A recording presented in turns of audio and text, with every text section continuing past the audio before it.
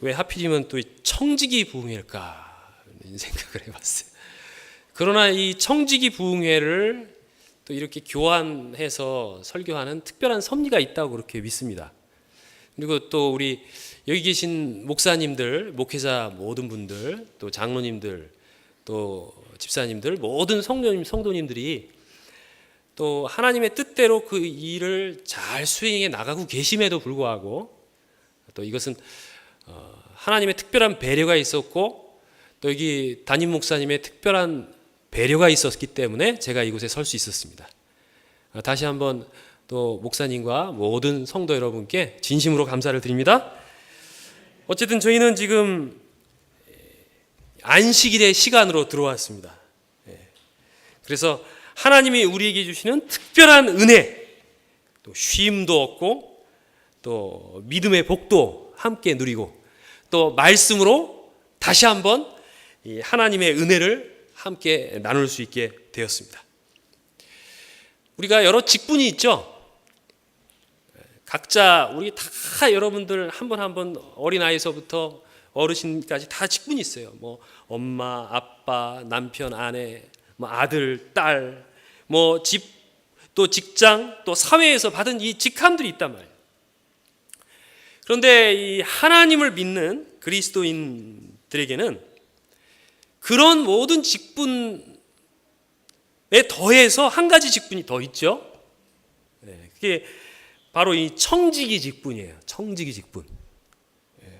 그러니까 우리가 하나님을 믿는다는 이 고백을 하는 것은 하나님께서 우리에게 주신 이 고귀한 직분, 이 청지기 직분을 내가 받아들이고 내가 인정했음을 의미합니다. 여기 계신 모든 분들은 하나님께서 여러분에게 주신 청지기 직분을 감사하는 마음으로 여러분 수용하셨습니까? 예, 다 아멘 하시네요. 예, 이 감사하는 마음으로 수용을 했어요. 저도 그렇습니다. 저는 처음부터 이 목회자의 길을 걸은 것이 아니라 저는 일반 청년 뭐 다 그렇겠지만 청년 그 다음에 집사도 했어요. 예. 이 처음 제가 이 집사를 이제 임명을 받은 다음에 조금 그 이상한 이해가 잘 안 되는 부분들이 좀 있었습니다. 제가 그때는 뭐 성경을 뭐 자세히 공부하지도 않았고 단지 하나님을 영접하고 하나님을 믿는 믿음대로 살겠다라는 생각으로 이렇게 이제 신앙생활을 했던 때라 뭐 성경에 깊은 지식이 있었던 때가 아니에요.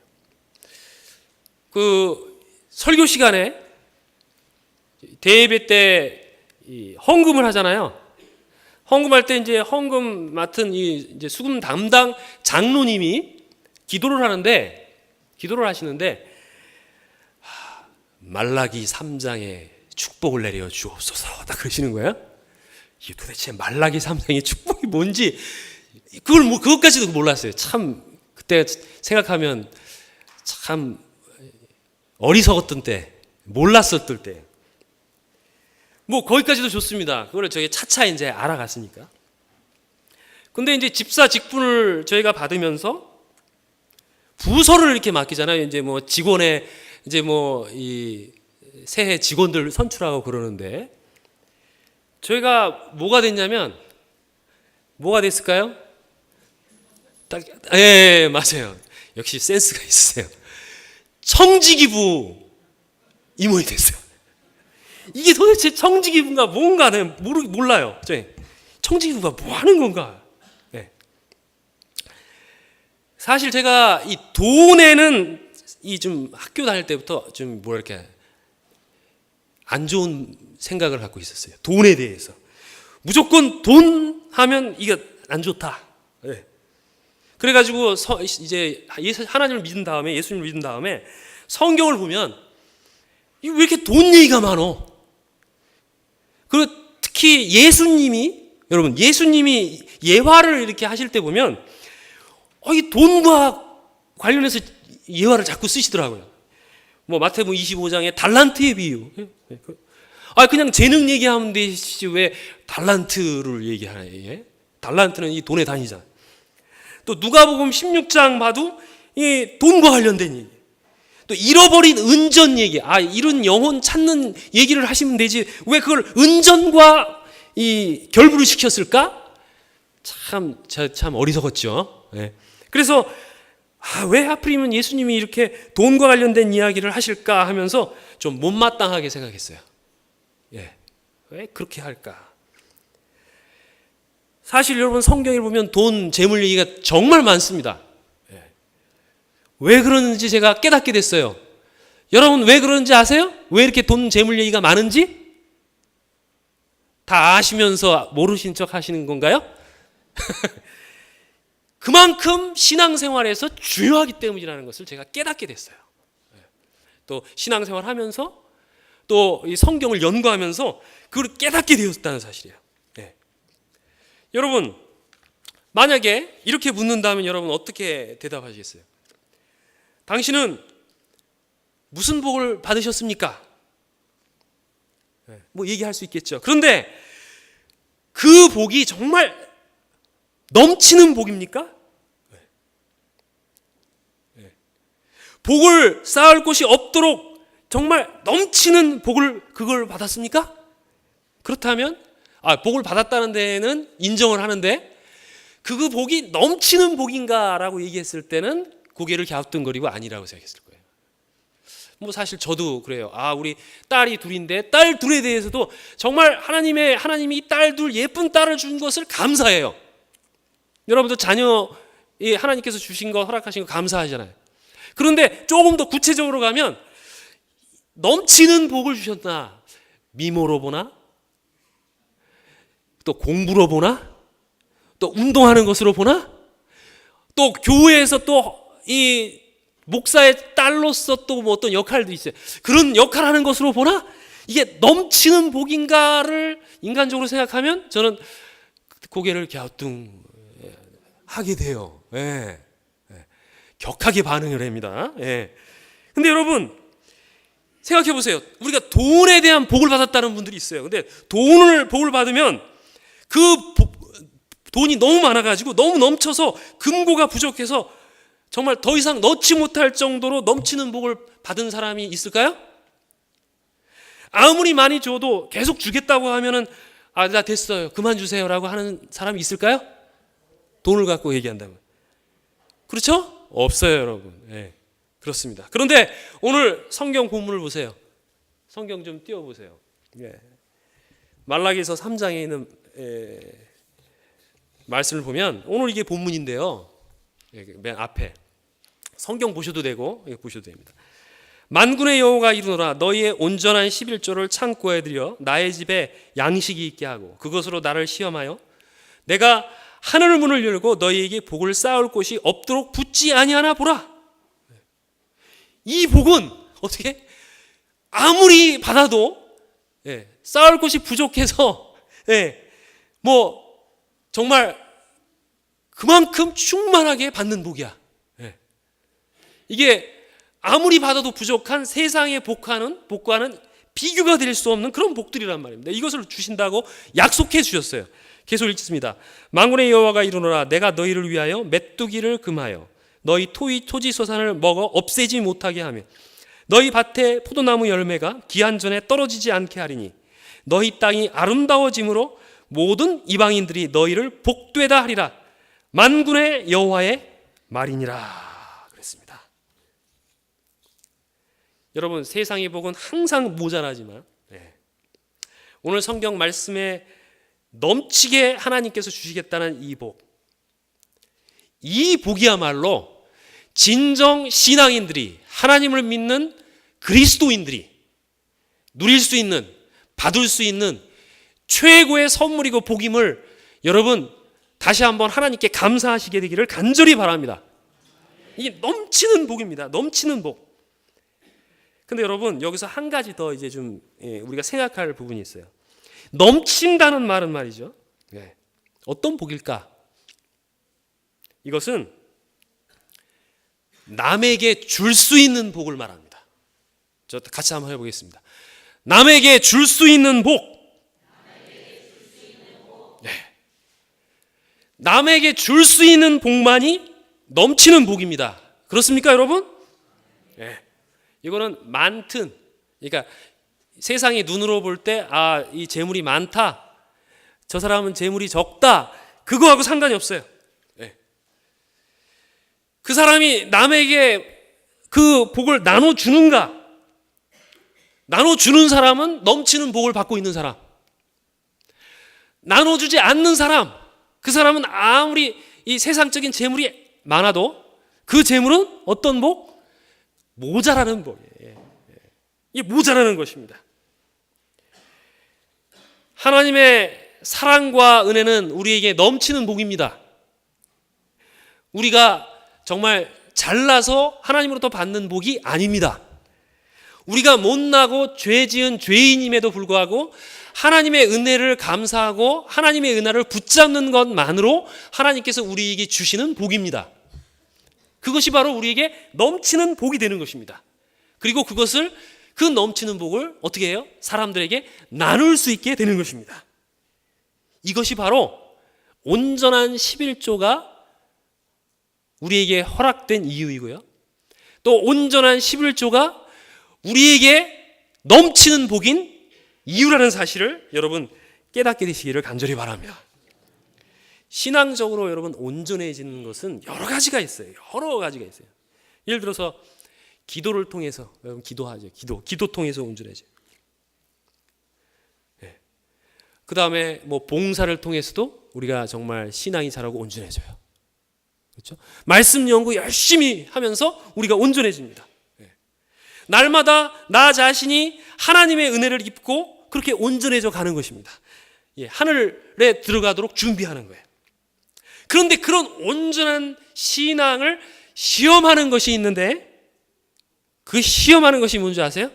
그게 바로 물질입니다. 물질이 온전한 신앙을 시험하는 것입니다.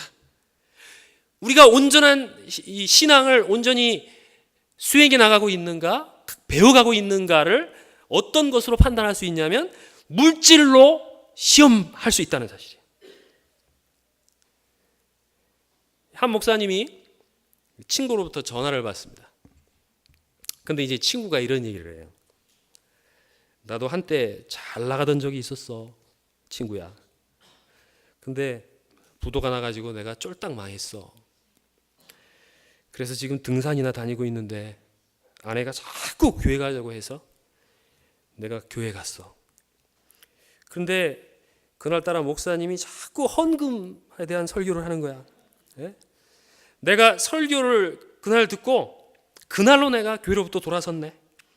세상에서 내가 돈 때문에 열받치는데 교회까지 헌금하라고 하니까 내가 교회 갈 마음이 들겠나? 하나님이 무슨 돈을 그렇게 좋아하나? 사람이 돈 좋아한다는 말은 있지만 하나님이 돈을 좋아한다니. 그런데 그런 하나님을 내가 어떻게 믿겠나? 그래서 내가 교회 다니는 걸 그만뒀네. 자네도 친구인데 목사이지 않나? 자네도 돈 좋아하나? 묻는 거예요. 그때 이 목사님 친구가 아유 친구야, 내가 돈 싫어하는 사람이 어디 있나? 좋지. 돈을 좋아하는데 하나님은 돈을 좋아하시는 것이 아니라 헌금을 좋아하신다네. 이렇게 했어요. 그러니까 이 친구가 헌금과 돈이 뭐가 다른가 그랬어요. 그러니까 돈은 돈이고 헌금은 하나님께 마음을 드리는 것이라네. 자네가 낙심한 것 같은데 낙심하지 말고 한 번 더 가봐. 몇 번 더 가봐. 그래서 그래도 목사 친구 말을 들었어요. 참 이게 가능성이 있는 친구예요. 그래서 몇 번 가고 이제 시간이 흘렀어요. 근데 잘 다녔나 봐요. 어느 날 이제 친구 목사한테 다시 전화를 했습니다. 그때는 아주 더 공손해졌어요. 이상하게. 친구한테 목사님, 그랬어요. 내가 예수님을 믿고 보니까 그게 드려야 하는 것이라는 걸 알았어. 네. 내가 진작 잘 드릴 걸. 이제 내가 열심히 드리면서 산다네. 친구 고마워. 여러분, 물질을 통해서 우리가 신앙의 시험을 하나님께서 우리에게 하신다는 사실을 기억하시기를 간절히 바랍니다. 그래서 그렇게 예수님께서 돈과 물질에 관한 이야기를 예화를 통해서 여러 번 이야기하신 이유가 거기 있는 거예요. 이 신앙적으로 우리가 바르고 온전해지려면 세 가지 관계가 잘 이루어져야 한다고 합니다. 세 가지 관계. 예. 뭐냐?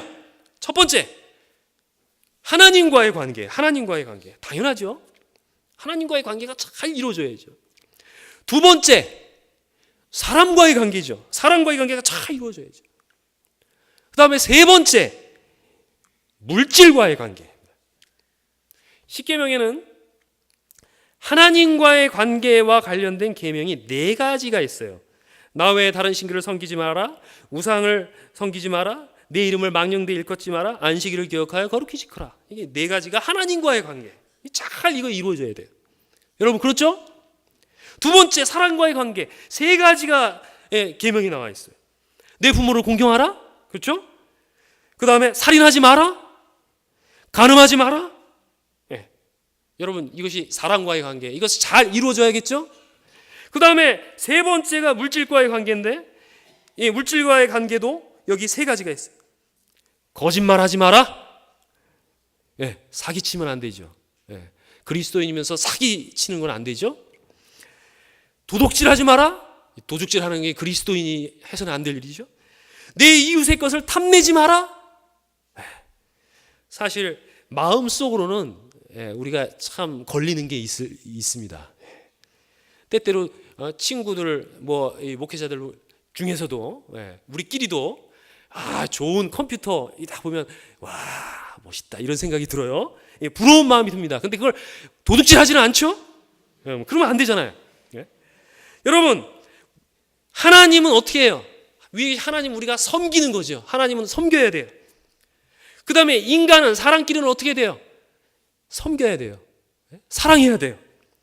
그럼 물질은 어떻게 됩니까? 물질은 여러분 한번 말해보세요. 물질은 어떻게 돼요? 섬겨야 합니까? 아니요. 역시 똑똑해요. 아니면 사랑해야 합니까? 아니에요. 그럼 어떻게 해야 돼요? 물질이 나를 섬기게 해야 하는 거예요, 여러분. 물질이 나를 섬기게 하는 것입니다. 하나님은 물질이 필요하신 분입니까? 돈이 필요하세요? 모든 것이 하나님의 것인데 돈이 필요하시지 않습니다. 그런 하나님께서 우리에게 주신 놀라운 교훈이 있어요. 다음 화면 좀 보세요. 한 사람이 이것 때문에 이 물질을 자꾸 말씀하시고 11조를 얘기하시는 겁니다. 다 같이 읽겠습니다. 여러분 다 같이. 자, 한 사람이 시작. 한 사람이 두 주인을 섬기지 못할 것이니 혹 이를 미워하며 저를 사랑하거나 혹 이를 중히 여기며 저를 경히 여김이라. 너희가 하나님과 재물을 겸하여 섬기지 못하느니라. 여러분 이렇게 믿으십니까? 이렇게 살기로 다시 한번 주님 앞에 결심하실 수 있으시겠습니까? 물질은 정말 무서운 마력을 갖고 있어요. 물질 앞에 인간이 얼마나 나약해지는지 몰라요. 나이 들면 시력도 약해지고 또 기력도 떨어지고 또 때때로는 세상의 명예도 다 부질없다고 얘기해요. 나이 드신 분들이 수많은 장서를 책을 막 이게 보관했던 분들도 나이가 들면 어떻게 해요? 이 책들 다 부질없다. 성경과 예언의 시만 남겨놓으시잖아요. 이거 그렇게 되는 거예요. 그런데 마지막 죽을 때까지 꼭 쥐고 있는 게 뭐예요? 돈이에요, 돈. 죽고 나서도 문제를 일으키는 게 뭐예요? 돈이에요. 돈 싫다라고 하면서 죽는 사람 없다. 입으로는 주님을 찾지만 실제로는 물질이 돈이 그 주인인 사람, 그 인생의 주인인 사람이 사실 많이 있는 것입니다. 이 부분에 있어서 우리가 심각하게 생각해야 하는 거예요. 이 해링턴 리스라는 사람이 이렇게 얘기했어요. 문명인의 가장 민감한 부분은 그들의 호주머니이며 설교자는 청중들의 호주머니를 건드리는 설교를 할 때 가장 격렬한 갈등이 시작된다 그랬어요. 이런 얘기 많이 합니다. 침례를 받는데 이 돈을 많이 가지고 있던 이제 지갑에다가 돈을 많이 가지고 있던 성도가 이제 침례를 받게 됐는데 이 돈까지 물속에 들어갈 수 없죠. 그러니까 목사님 잠깐 기다리시죠. 이 호주머니 있는 지갑을 좀 꺼내겠습니다. 그랬더니 그 목사님이 뭐라 그래요? 형제여 가만두시오. 이번에 당신의 지갑도 침례를 받아야 합니다. 예? 예. 우리의 마음을 다스리는 것은 좀 쉬울지 모르겠어요. 그런데 물질, 돈을 다스리는 것은 때때로 여러분 시험에 들 때가 우리에게 있는 것이 사실입니다. 여러분 솔직하게 그렇지 않습니까? 여러분 11조는 자기 수입의 10분의 1이죠. 어떤 분이 자기는 11조를 바칠 때 마음을 칼로 도려내는 것처럼 아팠다. 칼로 도려내. 믿자니 바쳐야겠고 안 바치면 마음에 걸리고 어쩌다 내가 친구 따라왔다. 그때 따라왔나. 그때 거절했으면 될 것을 안 믿는다고 돌아설 수는 없고 믿자니 11조가 가로막고 이 진퇴양난에 빠져있는 사람들 있지 않습니까? 그런데 여러분 기억하시기 바랍니다. 11조는 돈이 아닙니다. 11조는 하나님께 드리는 신앙 고백임을 기억하시기를 간절히 바랍니다. 마태복음 6장 21절은 분명히 예수님께서 이렇게 말씀하십니다. 보물이 있는 곳에 네 마음도 있다. 정말 신기한 것은 우리가 신앙생활을 하면서 이 말씀에 순종하면 이상하게 지혜가 와요. 그런데 이 말씀에 불순종하면 이상하게 멍청해져요. 신기합니다. 오다가다 이제 이 말씀을 이렇게 좀 무시하게 되면 오다가다 박인 세일을 하는데 야 이거 세일한다더라 해가지고 어떻게 좀 유익을 볼까 하고 딱 들어갔다가 어떻게 돼요? 오히려 바가지를 싹 써요. 바가지를 쓰고 나오는 거예요. 네. 뭐야 11조 아끼려다가 바가지를 더 써서 더 손해를 보는 거예요. 네. 이 교회에서 이 11조 생활을 꾸준히 하는 기독교인들이 헌금 생활을 잘하지 않는 사람과 어떤 차이가 있을까? 이걸 또 비교 연구한 사람도 있어요. 여러분 미국에서 있잖아요. 이 연구를 했어요. 11조 생활하는 사람, 예, 신앙이면서 11조 생활 안 하는 사람 이걸 조사를 해봤어요. 그런데 미국에서 11조 생활을 하는 교인 4,000명입니다. 4,000명의 신앙, 헌금, 경제 생활을 조사했습니다.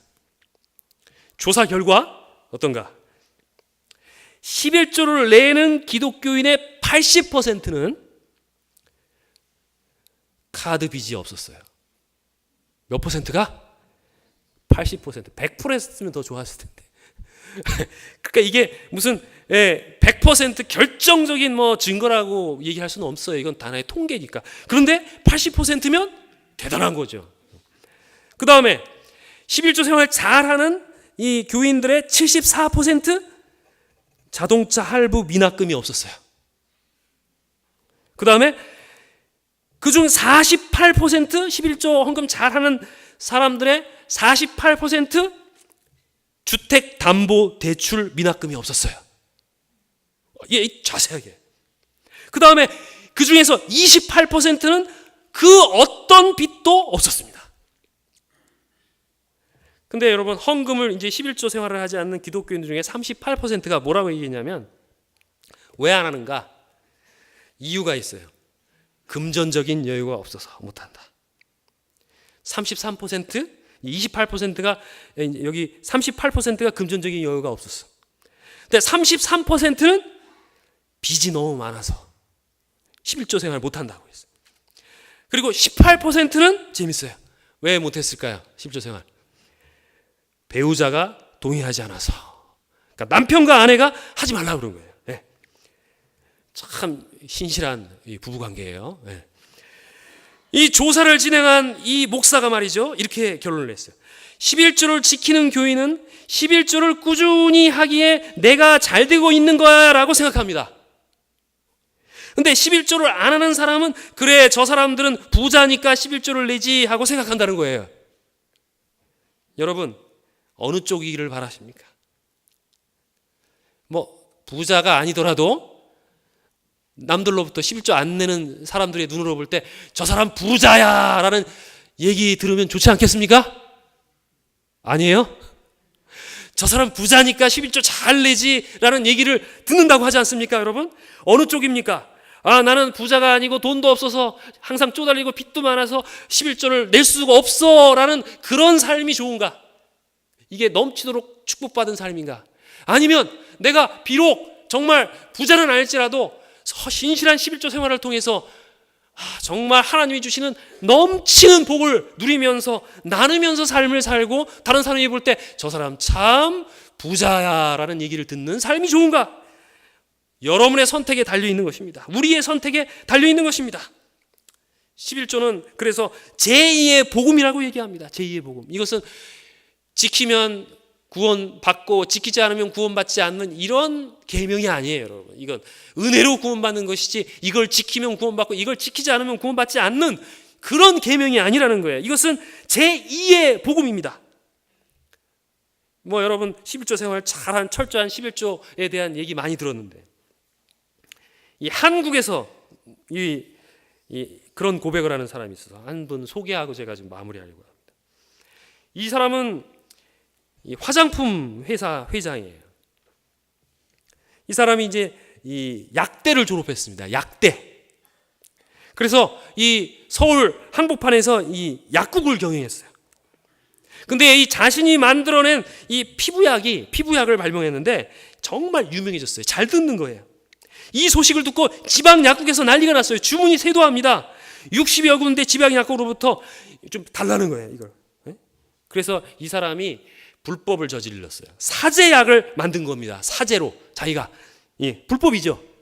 사제로 약을 만들어 가지고 그것을 이 원하는 약국에 다 보급을 했어요. 돈은 잘 벌었죠. 근데 불법이에요. 그래서 보건범죄단속법에 딱 걸렸어요. 하루아침에 도망자가 됐어요. 도망자가 됐는데 이리저리 피해 다니기 시작했어요. 그러다가 저 양산 통도사까지 가게 되었습니다. 절 한 구퉁이 작은 방에 숨어 있었어요. 그는 그곳에서 자기의 인생을 마감하고 싶었어요. 근데 이제 방구석에서 이 묵은 신문을 펼쳐보는데 6개월 된 자신의 범죄의 기사가 커다랗게 나타났어요. 그는 신문을 구겨서 움켜쥐고 엎드려서 엉엉 울었어요. 내가 어쩌다가 이런 잘못을 저질렀는가. 근데 울면서 자신도 모르게 하나님이라는 소리가 입에서 튀어나왔어요. 하나님. 그는 이 절간 뒷방에서 하나님을 만났어요. 그리고 어떻게 했을까요? 도망자 생활을 청산하고 자수했어요. 자수하여 광명 찾은 것이. 그리고 새 삶을 살기 시작했어요. 교회를 열심히 다닙니다. 성경 공부도 합니다. 기도 생활도 열심히 합니다. 그리고 하나님께서 아이디어를 주셔가지고 이 화장품 회사를 세웠어요. 그래서 이 사람이 열심히 정말 정직하게 노력을 해서 화장품 업계에 신화를 창조하게 됩니다. 대단한 성공을 얻은 거죠. 그리고 지금도 그는 그 화장품 회사 이 연구실에서 회사 이 비서실에 지금도 매 월요일마다 선교 후원금을 보내는 작업을 열심히 하고 있다고 해요. 선교 후원금. 이 사람이 신문 기자와 인터뷰하는 자리에서 이렇게 얘기했다고 해요. 제가 사업을 하면서 깨달은 것은 11조의 역사입니다. 사람들은 사업하는 사람이 정신없이 무슨 11조냐 하지만 자신이 11조를 시작한 이래 회사는 비교할 수 없을 정도로 신장되었다고 하면서 저는 지금도 즐겁게 어디나 11조 강의를 위해서는 주저없이 달려갑니다. 사랑하는 성도 여러분, 오늘 주신 하나님의 이 약속의 보증의 말씀, 이 말씀을 실천한다면 하나님께서는 우리에게 넘치는 복으로 함께하여 주실 것입니다. 이것은 돈이 문제가 아니라 은혜의 문제요, 그리고 신앙의 문제이기 때문에 그렇습니다. 돈은 하나님 앞에 먼저 드려질 때 지혜가 와서 나머지 돈도 가치 있게 쓸 수 있게 되는 것입니다. 11조는 신앙 고백이고 찬송이기 때문에 그렇습니다. 하나님은 전능하신 분이십니다. 자비하시고 긍휼이 많으신 분이에요. 우리 모든 인간들에게 무한한 사랑을 베풀어 주시는 분이십니다. 그래서 우리를 구원해 주셨고 독생자 예수 그리스도까지 우리에게 주셨어요. 우리를 사랑하기 때문에 그렇습니다. 우리가 이 부부 생활을 할 때 이제 결혼을 하죠. 가정을 꾸립니다. 서로 막 죽고 못 살죠? 사랑하는 사이니까. 그 결혼하지 않습니까? 같이 살기 위해서 결혼해요. 그래서 아내는 남편을 사랑하고 최선을 다해서 살림도 하고 가정을 돌보죠. 남편은 이 가정을 위해서 열심히 일하죠. 근데 여러분, 그것으로 끝이 아니에요. 그 부부가 정말 더 수준 높은 이 사랑의 길로 걸어가기 위해서 정말 한 가지 더 필요한 게 있습니다. 그것이 뭐냐? 남편이 나 때문에 행복해야지. 그렇죠? 이 생각이 필요한 거죠. 아내가 나 때문에 행복해야지. 내 덕분에, 나 때문에 내가 아내를 행복하게 해줘야지. 내가 남편을 행복하게 해줘야지. 여러분, 신앙생활도 마찬가지예요. 우리가 개인적인 신앙생활을 한다고 하지만 어떻게 돼요? 하나님이 나 때문에 행복해지실 수만 있다면, 하나님께서 내 헌신과 내 정말 신실한 모습을 통해서 하나님께서 미소 지으면서 행복해질 수만 있다면 그것이 바로 나의 행복이 아닌가? 이것이 바로 하나님과 나와의 진정한 만남의 축복이라고 저는 믿습니다. 또 우리 사람끼리도 마찬가지죠. 교회와 우리의 관계도 마찬가지죠. 교회에서 내가 그냥 신앙생활 하는 것으로 끝나는 것이 아니라, 내가 교회에서 정말 교회에 헌신함으로 교회가 행복하다면, 그리고 성도들이 행복하다면, 이런 마음으로 우리가 신앙생활을 할 때 그것이 곧 나의 행복이고 내 기쁨이 되지 않겠습니까? 저도 그런 기쁨을 맛보았습니다.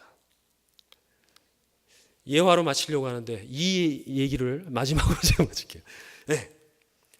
제가 이 전도사 생활을 할 때, 전도사는 11금이야 그건 자연스럽게 이제 잘 이렇게 구별해서 이제 내는 것이 당연한데, 헌금을 해야 할 상황이 이르렀단 말이에요. 헌금 작정을 하는 거예요. 그 교회가 이제 이 리모델링 하는 상태가 됐어요. 아내하고 이제 기도하는 가운데 우리가 어떻게 할 것인가? 제 마음속에는 우리 사정도 좋지 않고 전도사고 돈도 많이 못 버는데 우리가 조금만 하면 되지.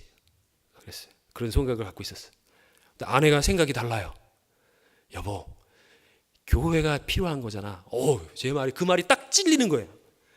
교회가 필요한 거잖아. 이러는데 제가 망치로 제 머리를 맞은 것 같았어요. 그러면 후하게 해야지. 이러는 거예요. 그러면서 상상도 못할 금액을 적었어요, 저한테. 제가 깜짝 놀라가지고, 이게 말이 되냐? 이게 우리 형편에 말이 되는 거야? 그랬어요. 저는 아주 좀 우리 집사람보다는 더 실용적이었던 것 같아요. 우리 집사람은 신앙적인 것 같고요. 그래가지고 했어요. 그런데 제가 또 한 가지 잘하는 게 있어요. 아내 말을 잘 듣는 게, 이건 또 잘하는 거라 가지고, 그래, 그러면 당신 말 한번 믿어보자. 그랬어요. 헌금을 했어요. 그 교회를 떠날 때까지 그 헌금을 못 냈습니다. 그리고 떠났어요. 그러면 이제 제 속에는 무슨 생각을 했을까요? 아이고, 다행이다. 이제 떠났으니까 이제 끝이지 뭐. 떠났으면 끝이지. 그러면서 있는데 아내 생각은 달라. 여보, 그거 하나님한테 맹세한 거잖아. 망치로 한 대 더 맞았어요, 제가. 아니 이게 무슨 얘기야? 그래, 왜 이렇게 옳은 말만 하지? 이게 하나님이 우리 아내를 통해서 한 얘기예요. 그래, 그래야겠지. 그러면서 그 말을 하나님 말씀으로 순종해서 제가 다른 곳으로 발령된 다음에도 그걸 전체를 다 이제 헌금을 했어요. 제 자랑하려고 하는 건 아닙니다, 여러분. 그 이제 그 교회 목사님한테 전화가 왔습니다. 어느 날 정말 고맙다고. 리모델링이 너무 잘 됐고 리모델링 하고도 정말 충분하고도 남는 헌금이 모였다고. 교인들이 너무 행복하다고. 교인들이 하나님께 정말 감사하는 삶을 살고 있다. 이 소식을 들으니까 헌금 아까웠다는 생각이 부끄러워지면서 행복해지더라고요. 여러분, 마지막 여러분 화면 좀 보시기 바랍니다.